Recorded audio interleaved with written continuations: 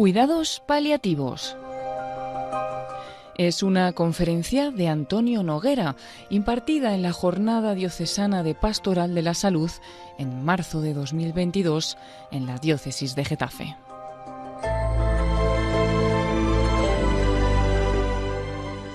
A mí me da un punto de pena siempre, perdonar que empiece así, cuando vengo a este tipo de mesas o de debates, porque partiendo de que son importantísimos, a los cuidados paliativos se nos llama siempre cuando hay una situación como esta, crítica, trágica, ¿no? Y entonces yo intento siempre darle la vuelta al mensaje diciendo qué tipo de sociedad queremos tener. En el fondo, si tuviéramos una sociedad realmente compasiva, en la que realmente nos preocupáramos de los demás, tanto los médicos como la sociedad, no habría ley de eutanasia, no habría necesidad, no se plantearía el debate. Entonces, claro, yo siempre digo que la medicina paliativa es mucho más. O sea, la eutanasia, aunque ahora mismo haya cogido un punto fundamental, realmente es un problema que, como se está exponiendo, tiene bastante de creación artificial y, por otra parte, también es por una falta de respuesta hacia la dignidad del ser humano por parte de nuestra sociedad. Para poner en contexto, pues yo hablo siempre de un artículo del New England, de su autor es David Callahan, del año 2000, que el título es Death and the Research Imperative. Entonces, en ese artículo, el autor lo que describe es cómo la sociedad y cómo la medicina ha acabado viendo en la muerte a un enemigo, no una fase de la vida, no un momento en el que hay que dar también respuesta desde la medicina y desde la sociedad. Entonces, pues lo que dice es que los médicos nos hemos empeñado en que no se muera la gente. Bueno, evidentemente nos empeñamos en que no se muera la gente, pero nos hemos empeñado solo en que no se muera la gente. Y como ha habido un desarrollo espectacular de la medicina a partir de la Segunda Guerra Mundial hasta finales del siglo XX, ha habido un momento en que casi nos lo hemos creído. Lo que hemos conseguido es cambiar un paradigma epidemiológico. Lo que hemos conseguido es que los seres humanos en la sociedad occidental fallezcamos de enfermedades crónicas y después de tener una vida muy larga. Pero de repente, en un momento dado, nos hemos encontrado con que, anda, nos estamos muriendo otra vez. Porque es que es cierto, desde los desarrollos técnicos que se han conseguido y con los antibióticos, etcétera, etcétera, las personas, pues antes fallecíamos entre los 40, 50, algunos llegábamos a los 60 años por infecciones, patologías quirúrgicas, etcétera, etcétera, ¿no? Pero ahora mismo fallecemos mucho más tarde porque todas estas enfermedades se curan, gracias a Dios, ¿no? Y además, encima, cada vez tenemos técnicas más precisas que permiten hacer tratamientos a pacientes más frágiles, con lo cual conseguimos todavía prolongar más la supervivencia. Y eso es maravilloso, ¿no? Ahora mismo hay cirugías que se pueden hacer que hace 20 años no nos las podíamos plantear en determinados pacientes y ahora sí que las podemos hacer, ¿no? ¿Pero qué ha llevado eso? Eso ha llevado a ver a la muerte como un tabú. Ya no se habla de la muerte. No la tenemos presente en el punto que la tenemos que tener presente. No estoy hablando de obsesiones, ¿no? Entonces, antes, pues la gente normalmente fallecía en casa, rodeada de la familia, los niños estaban alrededor, o sea, se vivía de una forma natural. Hay una novela que es larguísima, yo recomiendo leerla, pero probablemente bueno, a ver, hay que tener ganas y tiempo, que se llama Cristina, hija de Labrans, que es de una escritora, Sigrid Undset, noruega, que fue una conversa, era una experta en historia medieval y acabó siendo una conversa al catolicismo precisamente a través de conocer cómo era la Edad Media, ¿no? Entonces, a través de la Edad Media descubrió el cristianismo, descubrió a la Iglesia Católica y se convirtió. Y esta novela es deliciosa, Cristina, hija de Labrans. Cristina es una mujer que va pues por toda por una parte de la Edad Media en Noruega, ¿no? Pues con todas las vicisitudes y explica perfectamente cómo era esa sociedad. Y su padre Labrans, en un momento dado de la novela, fallece. La muerte de Labrans, descrita en esa novela, es pues lo que concebimos los cristianos que es la muerte, lo que concebimos nosotros cómo es. Yo aquí, permitirme, siempre pongo un ejemplo personal. Y espero que mi madre no se enfade, ¿no? Porque nos están grabando. Mi madre estaba muy unida a su padre, a mi abuelo Manolo, que yo solo lo conocí, bueno, yo no lo conocí, yo tengo fotos de estando yo teniendo un año en sus rodillas, Y siempre me dicen que una de las últimas cosas que dijo mi abuelo es a ver si llego a la comunión de este. Yo soy el pequeño y soy el penúltimo de todos los nietos de mi familia, ¿no? Y mi abuelo tenía un cáncer de riñón del que desgraciadamente falleció. Pues una de las últimas cosas que le dijo a mi madre, que en familia la llamaba Nena, es: Nena, tú a mi funeral y a mi entierro vienes de blanco, ¿eh? Entonces dice: ¿de blanco? Vamos a ver, ¿nosotros somos o no somos? ¿Creemos o no creemos? Entonces, ¿cuál es nuestro nacimiento real? ¿No? Es lo que nos pasamos toda la vida diciendo. Que cuando, oye, que si lo hemos hecho razonablemente bien y con la ayuda del de arriba sobre todo, pues oye, pues al purgatorio y si hay suerte al cielo directamente. Pero bueno, nuestro dies natalis, según la Iglesia, es el día que fallecemos, ¿no? Entonces, pues bueno, evidentemente esto es un poquito... Y yo tengo fotos de mi madre en el funeral de mi abuelo vestida de blanco, que cumplió el deseo de su padre, ¿no? Pero, entonces, la medicina paliativa en el fondo, ¿qué es? Es aplicar la técnica médica de una forma humanizadora al final de la vida para que una persona pueda cerrar correctamente su vida.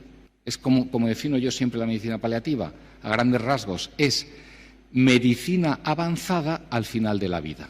Y aquí arranco en la que os presento a Dame Cicely Saunders, que es una visionaria, una loca. Yo creo que, por entenderme bien, ¿no?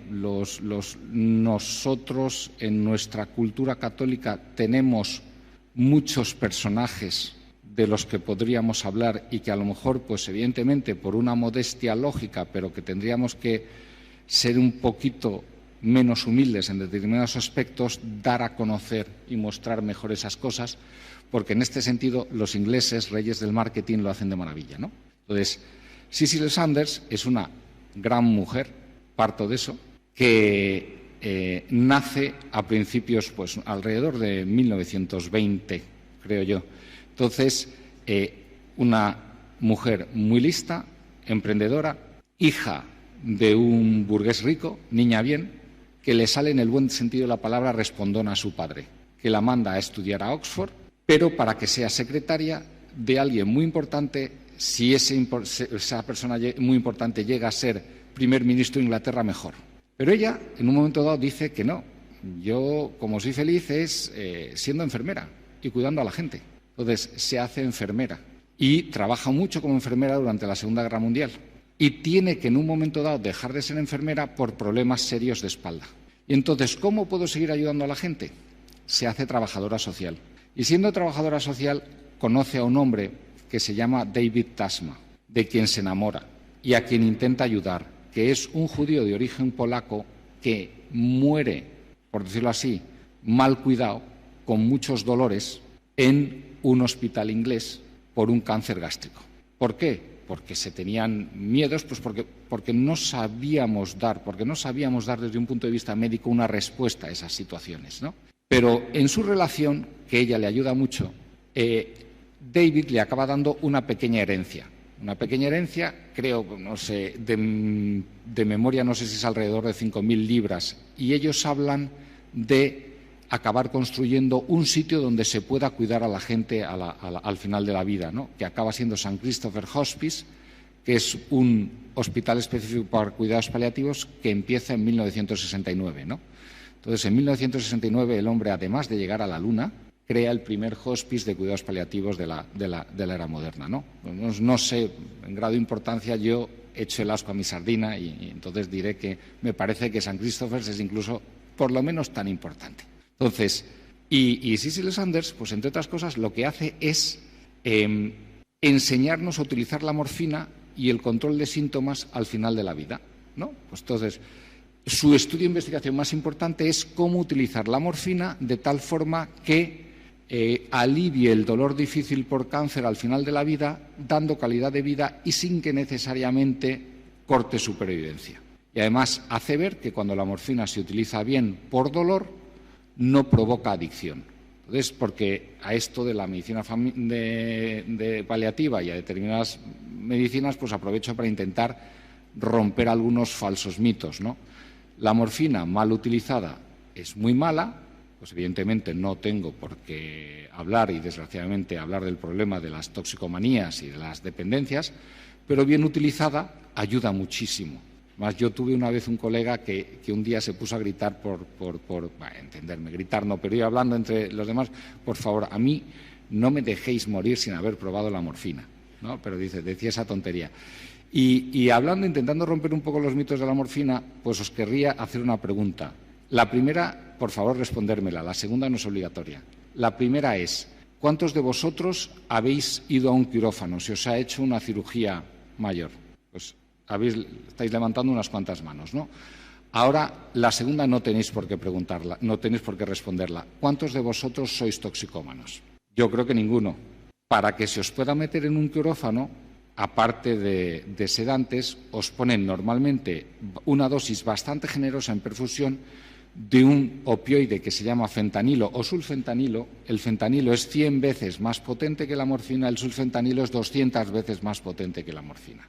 ¿Por qué? Porque para poder operar a alguien, que es un acto antinatural, para hacer algo bueno, os tienen que hacer un daño muy potente, que se llama cirugía, que es, bueno, permitirme la expresión, abriros un poquito. Iba a decir, bueno, seré más bruto, abriros de arriba abajo, que ahora normalmente con las técnicas no es necesario, ¿no?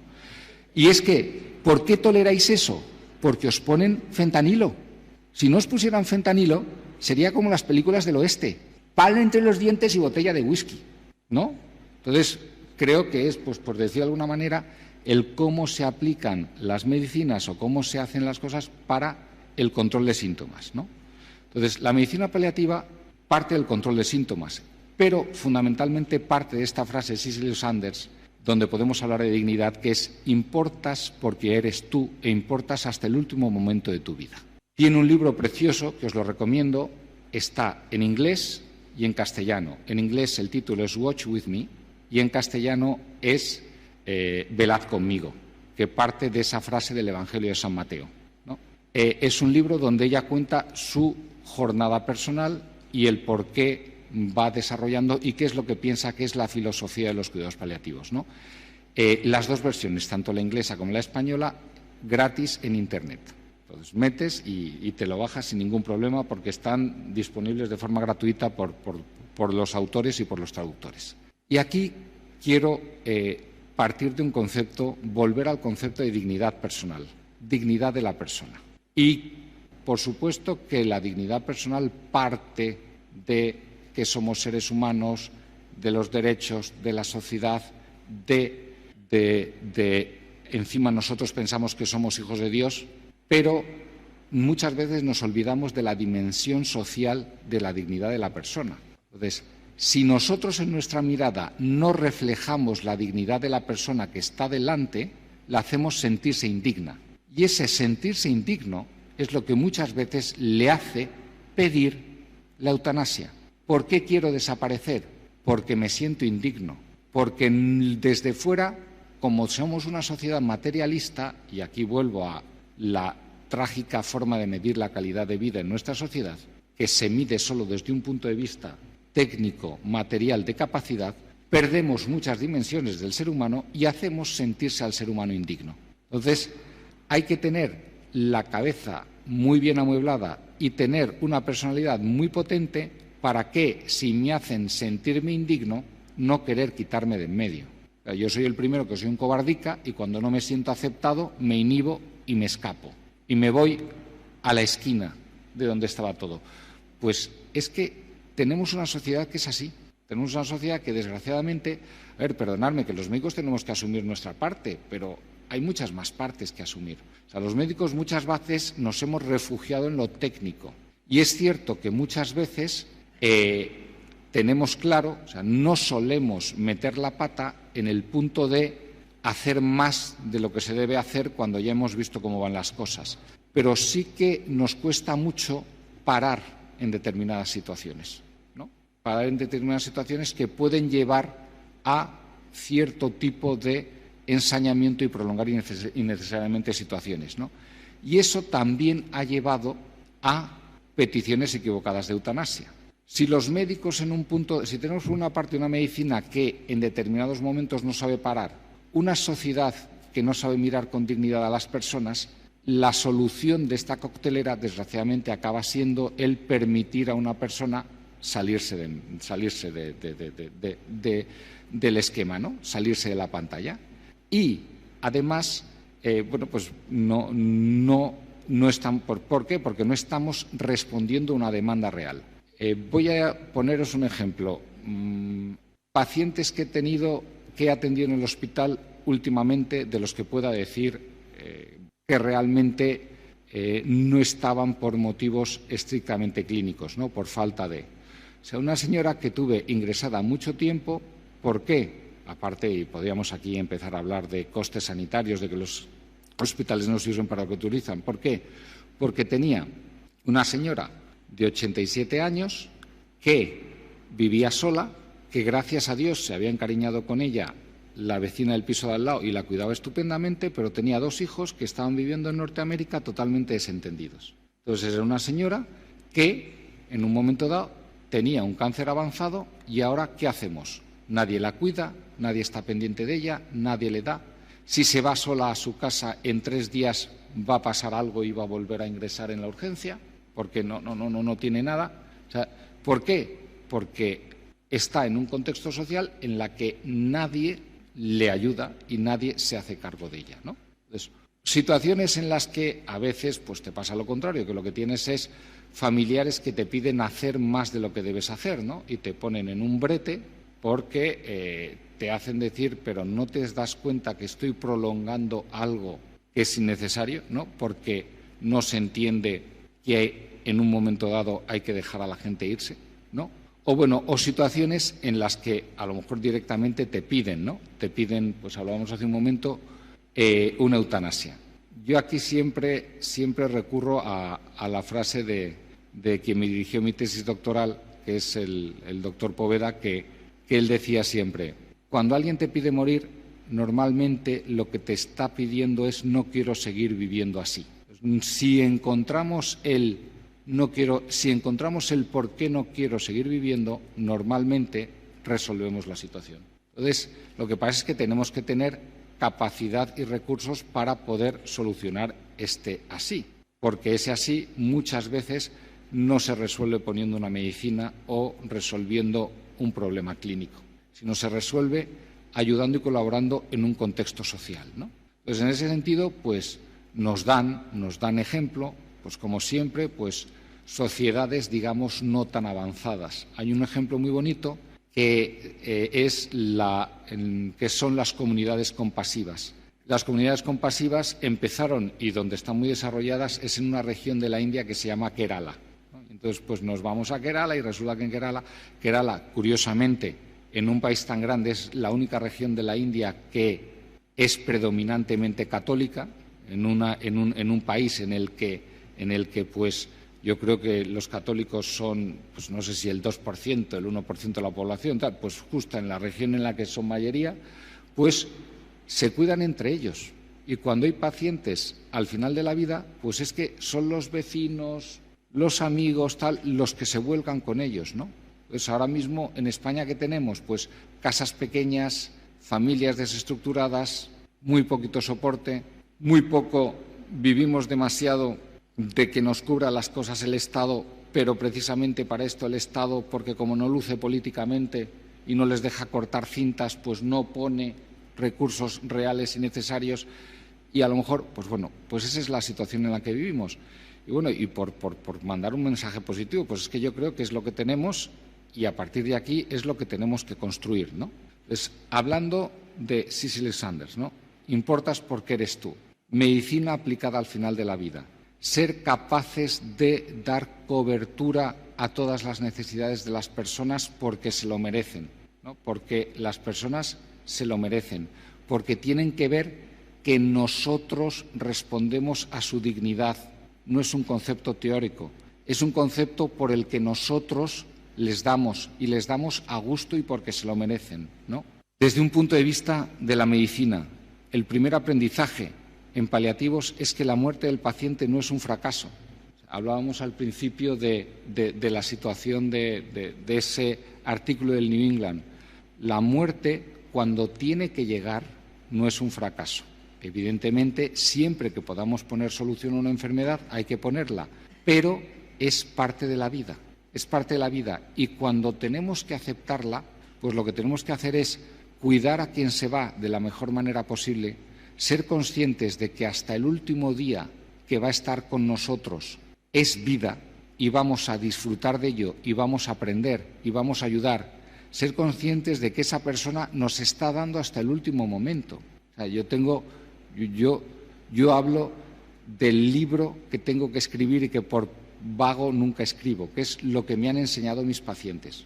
O sea, cuando alguien acepta el final de su vida, da auténticas lecciones de vida, da auténticas lecciones de qué es lo más importante, de cómo centrarse en la familia. Ahora me viene a la cabeza un paciente que estaba, estaba todo el día. Él era muy divertido y muy listo y tenía una empresa de dispositivos de telecomunicación en situaciones de riesgo. O sea, en el fondo eran teléfonos móviles que se pueden utilizar en plataformas petrolíferas, gasolineras, aviones, que por la chispa que generan los teléfonos móviles pues pueden provocar incendios graves. Entonces, yo me enteré que en los aviones no nos prohíben apagar los teléfonos porque haya un lío de comunicación, no, sino porque hay un riesgo de incendio.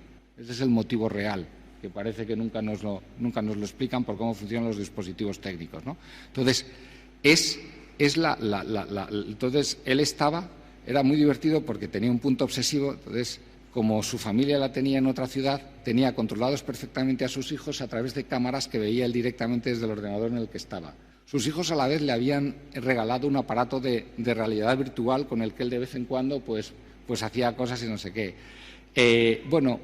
Me enseñaba fotos de cosas, de cómo seguía pues atendiendo a su familia, haciendo sus cosas, vendiendo. Pues era lo que yo defino como un disfrutón, ¿no? Entonces él sabía que podía esperar lo que podía esperar de los tratamientos, pero hasta el último día tenía objetivos, tenía esperanzas, tenía pues cosas que hacer, ¿no? Y cosas que dar a los demás, ¿no? Es que el que se va nos da mucho y a veces pensamos que lo único que hacemos es volcarnos nosotros pues, de una forma. La muerte no es un fracaso, pero sí la prolongación innecesaria del sufrimiento. Esto es todo un tema del que ya hemos hablado un poco, ¿no? A ver, evidentemente al final de la vida lo que no tenemos que permitir es que esa persona tenga un sufrimiento intolerable, ¿no? Tenemos que ayudarle a que ponga las expectativas donde las tiene que poner. Tenemos que controlar bien los síntomas. Cecil Sanders al principio también tenía una frase que es: no le cojas la mano al paciente y no le intentes dar apoyo psicológico si está vomitando en la batea, ¿no? O sea, es evidentemente, lo que tampoco podemos ser es vendedores de humo, ¿no? Los cuidados paliativos es primero saber mucha medicina, saber mucha fisiopatología de cómo se encuentra un organismo al final de la vida, saber controlar muy bien los síntomas físicos, pero una vez que hemos controlado los síntomas físicos, ahí es donde se empieza, se arranca ahí. Y a partir de ese momento es donde tenemos que dar apoyo psicológico, espiritual, social. Es donde tenemos que hacer y es donde todos podemos ayudar. Los equipos de cuidados paliativos para eso son multidisciplinares. En mi equipo, aparte de los médicos y de las enfermeras, tenemos una psicóloga y una trabajadora social para poder orientar y dar cobertura a estas situaciones. Pero también necesitamos algo fundamental, que es un apoyo real dentro de la sociedad. Porque lo que tampoco nosotros podemos enfocar, podemos situar, podemos poner en condiciones para continuar, pero la sociedad y las familias son las que tienen que ir dando los siguientes pasos, ¿no? Y haciendo las cosas.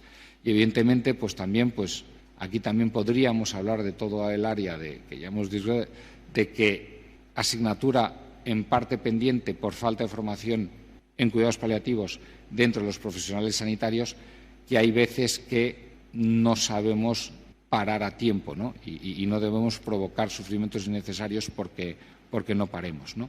Después, para esto, pues muchas veces Elizabeth Kübler-Ross, igual habéis oído hablar de ella, es la psicóloga de las fases del duelo. Pero bueno, no voy a meterme ahora a hablar de las fases del duelo. Pero muchas veces, pues cuando hablamos de todos estos temas que son tabú, pues lo que tenemos que hacer es atrevernos a hablar de ellos. Tenemos que atrevernos a hacer, porque muchas veces en estas situaciones nos inhibimos porque, vamos a sacar algo, vamos a poner algo encima de la mesa que puede que duela. pero muchas veces no somos conscientes de que como más duele y como acaba generando pus es si no se saca.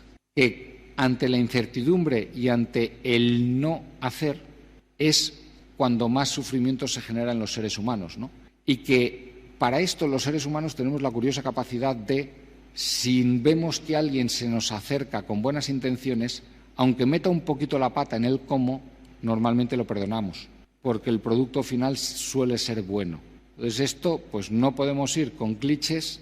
Aquí lo peor es ir con clichés hipócritas, porque entonces sí que nos pillan y sí que las cosas van a ir mal, pero no tenemos que tener miedo a veces presionar un poco y que duela un poco, ¿no? Y después tenemos que partir desde nuestra propia realidad.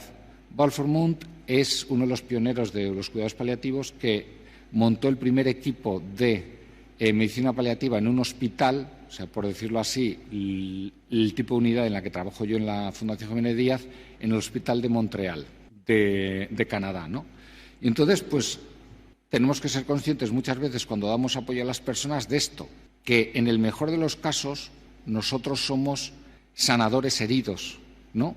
Porque, y además, precisamente, nuestra capacidad de ayudar al otro viene de que reconozcamos nuestra propia vulnerabilidad, ¿no? Entonces, muchas veces el mensaje de los cuidados paliativos y el mensaje de la sociedad no tiene que ser triunfalista en el sentido de que lo vamos a resolver todo porque somos los mejores. No. Vamos a ayudar a que se resuelvan las cosas porque somos seres humanos, que tenemos corazón, que somos compasivos y cada uno con sus cadaunadas es capaz de ayudar al que tiene al lado, ¿no? Entonces, partiendo de esa situación, pues es desde donde podemos dar un apoyo real. Y además, nos tenemos que creer esto, ¿no?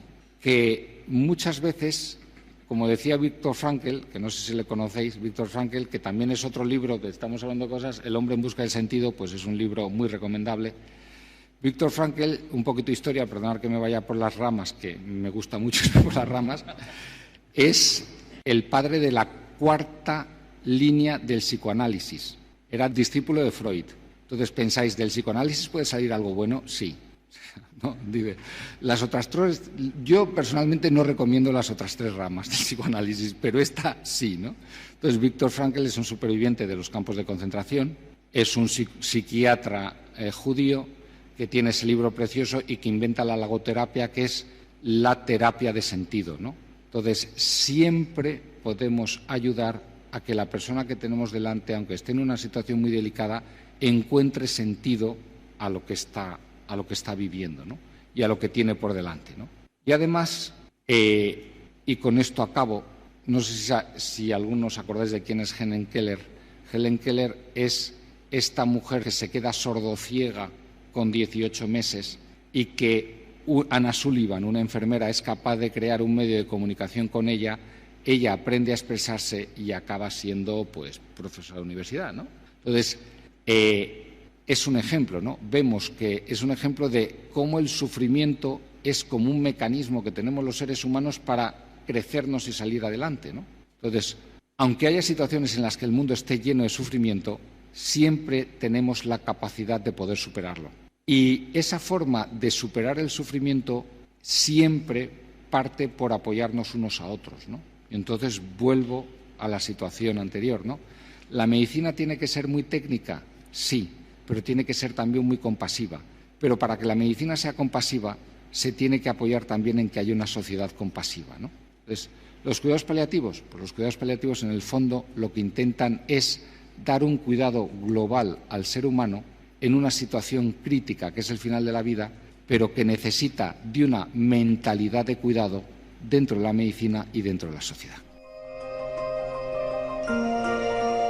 Así finaliza en Radio María esta conferencia de Antonio Noguera sobre los cuidados paliativos. Fue impartida dentro de la Jornada Diocesana de Pastoral de la Salud de la Diócesis de Getafe en marzo de 2022.